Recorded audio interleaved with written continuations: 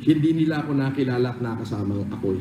Kaya nga, boss. Teka mo na, tignan mo yung kapitan, Joey Suarez. Ang tapang yun. Alam naman ng lahat, kinatatakutan yun, di ba? Pero bakit ang tawag sa akin ng kapitan, boss? Oo. At may respeto sa akin. Bakit? Kasi alam niya yung kalibre ko. Alam niya this man with the high caliber. Alam niya yun. Kasi bakit? Nakakasama ko yan. Alam mo yung lumalakad tayo sa Subic, kasama yan. Puti, kasama si Kapitan Suarez. Walang alam itong mga to. Walang alam yan. Kasama yan si Kapitan Suarez, si Colonel Ekle, yung mga kasama natin, puta, lalakad tayo. Si, Rene Rima. Mga kasama natin, puro mga talagang dekalibreng tao ng sarili. Mga tikas. May tikas talaga.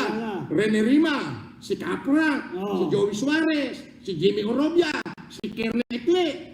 Puta! Ayan yung may mga bayan. May mga bayan. At saka yung Belong family. Yung sa GMA, yung nakipagbarilan sa polis. Di ba? Yung Belong. Kasama natin yun. Pupunta tayo ng Subic, full battle gear dahil meron tayong transaksyon at saka may Hindi to gawa-gawa.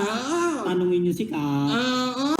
Kaya naman, yung taong talagang nakakilala sa akin, na nakasama ako, yung talagang dekalibreng FLM, kita mo, kapitan na siya na napakahabang panahon.